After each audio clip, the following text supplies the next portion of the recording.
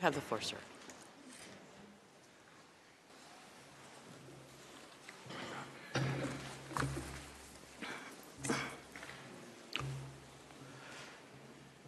Madam President and distinguished members of the court, it is a privilege to appear before the court on behalf of South Africa. I will address Israel's genocidal intent. At this stage, the court is not required to determine that the only inference to be drawn from the available evidence is genocidal to order provisional measures, as that is to decide the merits. Rather, the assessment of the existence of an intent to destroy could be made by the court only at the stage of the examination of the merits. That some of the alleged acts may also amount to atrocities other than genocide does not exclude the finding of plausible acts of genocide. Madam President, South Africa is not alone in drawing attention to Israel's genocidal rhetoric against Palestinians in Gaza. 15 United Nations special rapporteurs and 21 members of the United Nations working groups have warned that what is happening in Gaza reflects a genocide in the making and an overt intent to destroy the Palestinian people under occupation. Israel has a genocidal intent against the Palestinians in Gaza. That is evident from the way in which Israel's military attack is being conducted, which has been described by Ms. Hassim SC. It is systematic in its character and form. The mass displacement of the population of Gaza, headed into areas where they continue to be killed, and the deliberate creation of conditions that, quote, lead to a slow death, unquote. There is also the clear pattern of conduct, the targeting of family homes and civilian infrastructure, laying waste to vast areas of Gaza, and the bombing, shelling, and sniping of men, women, and children where they stand, the destruction of the health infrastructure, and lack of access to humanitarian assistance. So much so that as we stand today, 1% of the Palestinian population in Gaza has been systematically decimated, and 1 in 4 Gazans have been injured since 7 October. These two elements alone are capable of evidencing Israel's genocidal intent in relation to the whole or part of the Palestinian population in Gaza. However, third, there is an extraordinary feature in this case, that Israel's political leaders, military commanders, and persons holding official positions have systematically and in explicit terms declared their genocidal intent. And these statements are then repeated by soldiers on the ground in Gaza as they engage in the destruction of Palestinians and the physical infrastructure of Gaza. We show this third element next. Israel's special genocidal intent is rooted in the belief that, in fact, the enemy is not just the military wing of Hamas, or indeed Hamas generally, but is embedded in the fabric of Palestinian life in Gaza. On 7 October, in a televised address, Israeli Prime Minister Benjamin Netanyahu declared war on Gaza, and I quote, Israel had started clearing out the communities that have been infiltrated by terrorists. And he warned of an unprecedented price to be paid by the enemy. There are more than 2.3 million Palestinians in Gaza.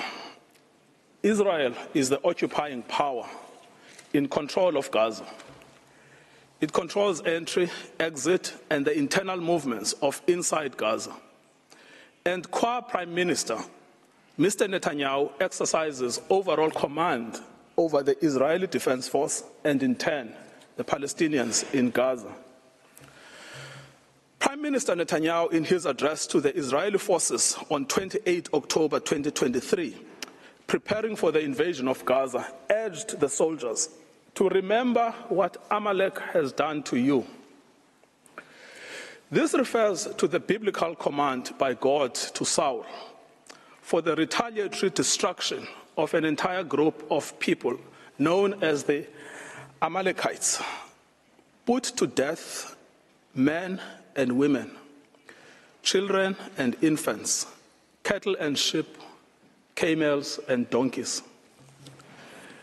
The genocidal invocation to Amalek was anything but idle. It was repeated by Mr. Netanyahu in a letter to the Israeli Armed Forces on 3 November 2023. Madam President, let the Prime Minister's words speak for themselves.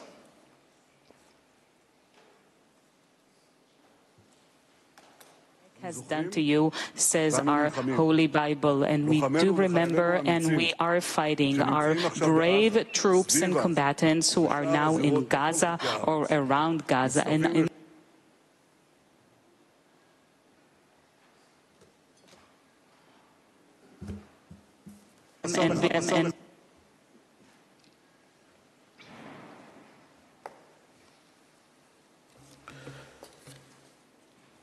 The Deputy Speaker of the Knesset, Israel's parliament, has called for the erasure of the Gaza Strip from the face of the earth.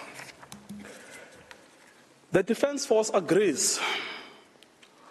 On 9 October, the Defense Minister, Yoav Gallant, gave a situation update to the army, where he said that as Israel was imposing a complete siege on Gaza, there would be no electricity, no food, no water, no fuel.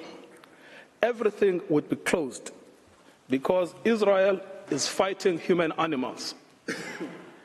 Speaking to troops on the Gaza border, he instructed them that he has released all the restraints and that Gaza won't return to what it was before. We will eliminate everything. We will reach all places. Eliminate everything. Reach all places without any restraints. The theme of destruction of human animals was reiterated by an Israeli army coordinator of government activities in the territories on 9 October 2023, who, in an address to Hamas and the residents of Gaza, stated that Hamas has become ISIS and that the citizens of Gaza are celebrating instead of being horrified. He concluded that human animals are dealt with accordingly. Israel has imposed a total blockade on Gaza. No electricity, no water, just damage. You wanted hell, you will get hell. The language of systematic dehumanization is evident here. Human animals. Both Hamas and civilians are condemned. Within the Israeli cabinet, this is also a widely held view. The Minister of Energy and Infrastructure, Israel Katz, called for the denial of water and fuel, as this is what will happen to a people of children killers and slaughterers. This admits of no ambiguity. It means to create conditions of death of the Palestinian people in Gaza. To die a slow death because of starvation and dehydration, or to die quickly because of a bomb attack or snipers, but to die nevertheless. In fact, Heritage Minister Amichai Eliyahu said that Israel must find ways for Gazans that are more painful than death.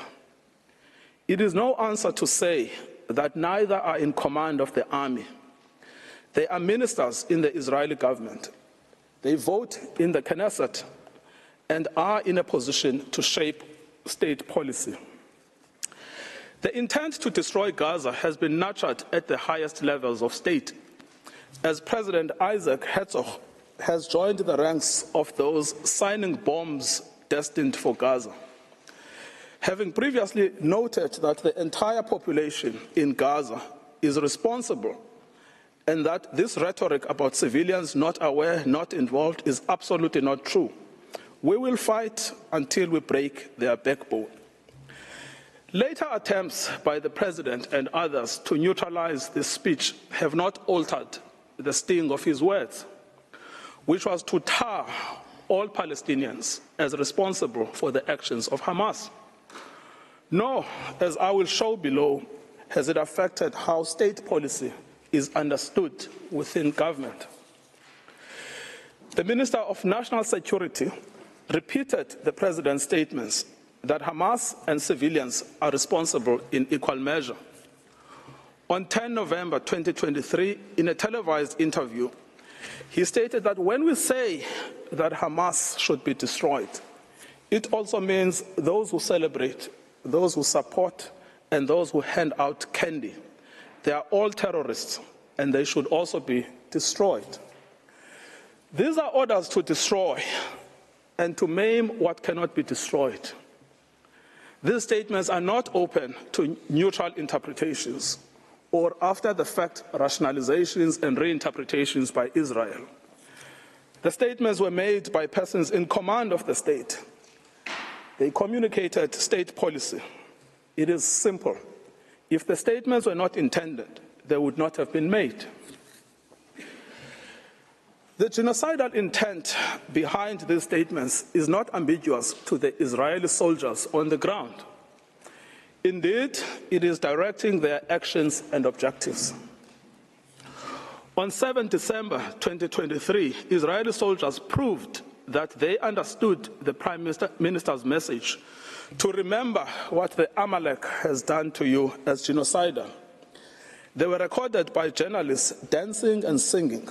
We know our motto, there are no uninvolved, that they obey one commandment, to wipe off the seed of Amalek. The Prime Minister's invocation of Amalek is being used by soldiers to justify the killing of civilians, including children. These are the soldiers repeating the inciting words of their Prime Minister.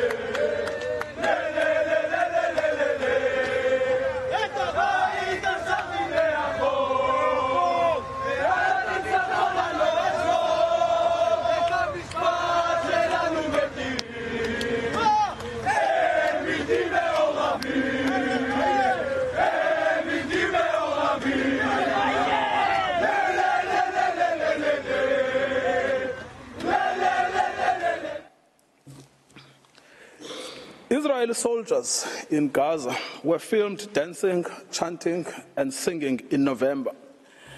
May their village burn, may Gaza be erased. There is now a trend among the soldiers to film themselves committing atrocities against civilians in Gaza in a form of snuff video. One recorded himself detonating over 50 houses in Shujaiya. Other soldiers were recorded singing, "We will destroy all of Khan Yunis and this house. We will blow it up for you and for everything you do for us." These are the soldiers putting into effect their command.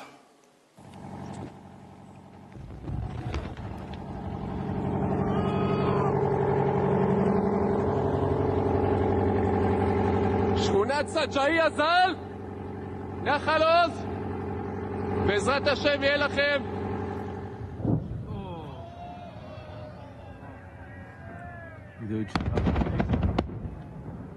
חטיבה 828, אומרת סג'אעיה שלום. מדהים. 30 בתים, גדוד 749.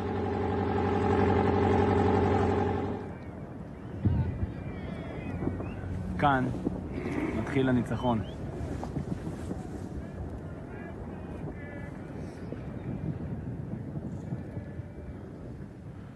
עם ישראל חי.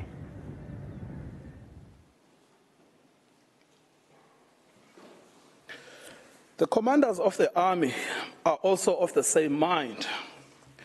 Israeli army commander Yair Ben David has stated that the army had done in Beit Hanon and did there as Shimon and Levi did in Nablus, and that the entire Gaza should resemble Beit Hanon. Israeli soldier Yeshai Shalev published a video against the backdrop of the ruins of what was the site of Al-Azhar University with the caption, "Once upon a time, there was a university in Gaza, and in practice, a school for murderers and human animals." Soldiers obviously believe that this language and their actions are acceptable because the destruction of Palestinian life in Gaza is articulated state policy. Senior political and military officials encouraged without censure the 95-year-old Israeli army reservist Ezra Yachin, a veteran of the Deir Yassin massacre against the Palestinians in 1948, to speak to the soldiers ahead of the ground invasion in Gaza. In his tour, he echoed the same sentiment while being driven around in an officially Israeli army vehicle, dressed in Israeli army fatigue. I quote, "Be triumphant and finish them off, and don't leave anyone behind. Erase the memory of them. Erase them, their families, mothers, and children. These animals can no longer live. If you have an Arab neighbor, don't wait, go to his home and shoot him. We want to invade, not like before. We want to enter and destroy what's in front of us, and destroy houses, then destroy the one after it. With all of our forces, complete destruction, enter and destroy. As you can see, we will witness things we've never dreamed of. Let them drop bombs on them and erase them." As recently as 7 January 2024, a video of a soldier was posted online where he boasts that the army had destroyed the entire village of Hibat Azar. For 2 weeks, he said, they had worked hard to bomb the village and executed their mandate.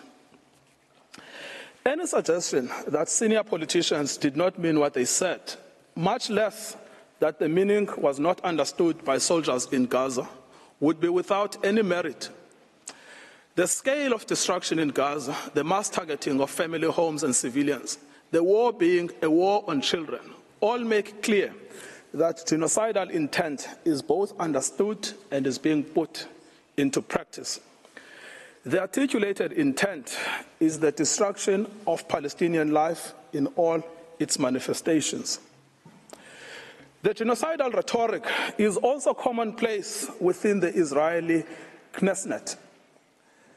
Members of the Knesset have repeatedly called for Gaza to be wiped out, flattened, erased, and crushed on all its inhabitants. They have deplored anyone feeling sorry for the uninvolved Gazans, asserting repeatedly that there are no uninvolved, that there are no innocents in Gaza, that the killers of the women and children should not be separated from the citizens of Gaza, and that the children of Gaza have brought this upon themselves, and that there should be one sentence for everyone there, death. Finally, the lawmakers have called for mercilessly bombing from the air, with some advocating for the use of nuclear doomsday weapons, and a Nakba that will overshadow the Nakba of 48. The Prime Minister's genocidal speech has gained ground among some elements of civil society. A famous singer has repeated Mr. Netanyahu's Amalek reference, stating that Gaza must be wiped out and be destroyed with every Amalek seed. We simply must destroy all of Gaza and exterminate everyone who is there. Another has called to erase Gaza, not leave a single person there. Journalists and commentators have announced that the woman is an enemy, the baby is an enemy, the pregnant woman is an enemy, that it is necessary to turn the strip into a slaughterhouse, to demolish every house our soldiers come across, exterminate everyone.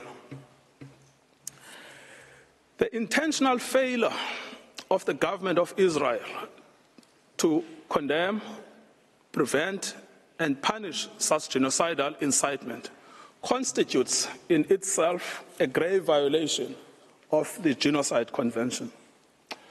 We should recall, Madam President, that in Article 1 of the Convention, Israel confirmed that genocide, whether committed in time of peace or in time of war, is a crime under international law, and it undertook to prevent and to punish it as such. This failure to prevent, condemn, and punish such speech by the government has served to normalize genocidal rhetoric and extreme danger for Palestinians within Israeli society. As MK Moshe Sada from the Likud party has said, the government's own attorneys share his views that Palestinians in Gaza must be destroyed. I quote, "You go anywhere and they tell you to destroy them. In the kibbutz, they tell you to destroy them. My friends at the state attorney's office who fought with me on political issues in debate said to me, it is clear that we need to destroy all Gazans. Destroy all Gazans." Israel is aware of its destruction of Palestinian life and infrastructure. Despite this knowledge, it has maintained and indeed intensified its military activity in Gaza. As to full awareness, in the week after 7 October, NGOs and the United Nations warned of an unprecedented humanitarian crisis in Gaza. The UN stated that actors must allow humanitarian teams and goods to immediately and safely reach the hundreds of thousands of people in need. So right from the beginning, Israel knew that it was depriving water, food, electricity, and essentials for survival. It said so.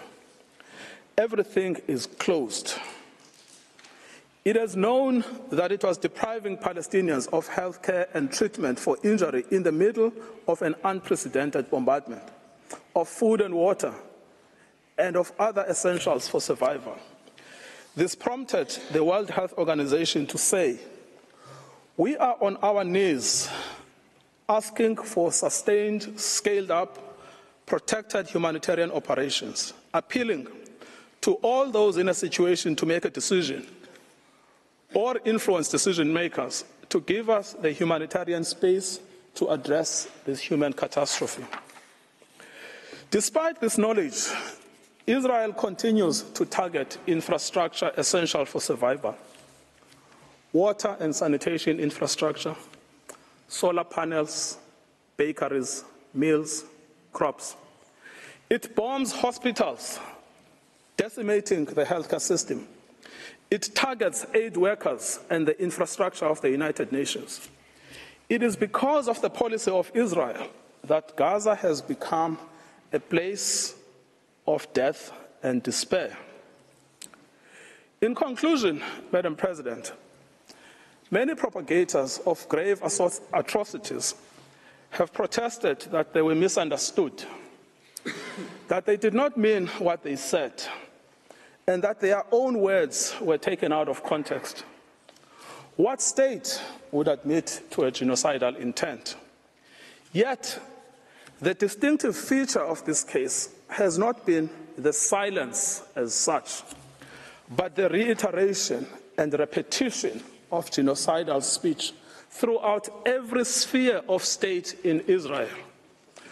We remind the court of the identity and authority of the genocidal inciters: the Prime Minister, the President, the Minister of Defense, the Minister of National Security, the Minister of Energy and Infrastructure, members of the Knesset, senior army officials, and foot soldiers. Genocidal utterances are therefore not out in the fringes. They are embodied in state policy. The intent to destroy is plainly understood by soldiers on the ground. It is also fully understood by some within the Israeli society, with the government facing criticism for allowing in any aid to Gaza on the basis that it is recanting on its promise to starve Palestinians. Any suggestion that Israeli officials did not mean what they said or were not fully understood by soldiers and civilians alike to mean what they said should be rejected by this court. The evidence of genocidal intent is not only chilling, it is also overwhelming and incontrovertible. Madam President, it is now my honor to request you to call Mr. John Dugard on the subject of jurisdiction.